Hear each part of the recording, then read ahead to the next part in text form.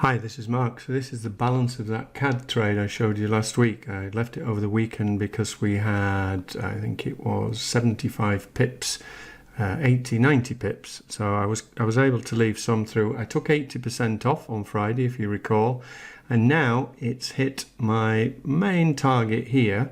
But there is the potential for this possibly to go further. So now the dilemma is, what do you do?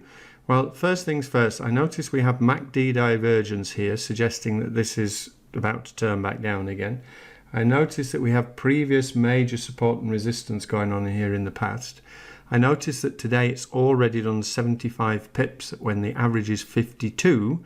So it's probably running out of steam now. And I also pay attention to the dollar index. Now, the dollar index has broken last week a weekly range that's been in place for 3 months.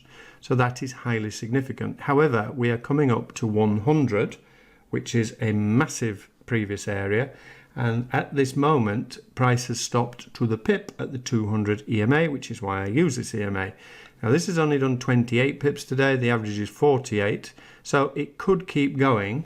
But in all probability now, this has probably done its thing. And on the balance of this trade, I have 160 pips in. So to risk 160 pips to make possibly a few more would be very silly.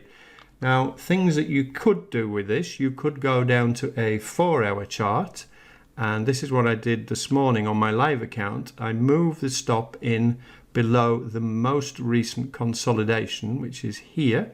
So we can see price had pulled through, it had consolidated here, and off it's gone again.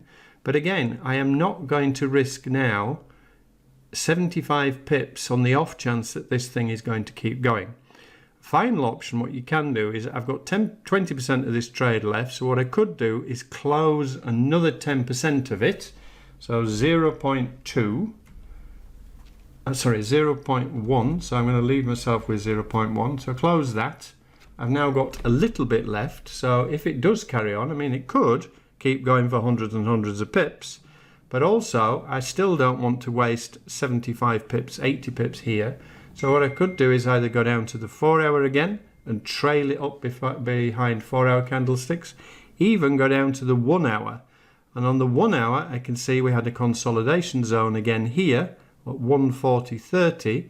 So if I move my stop in here, now I am risking a small, well, I'm risking 30, 40 for a potential possible on a weekly. This could be a 600-700 pip move.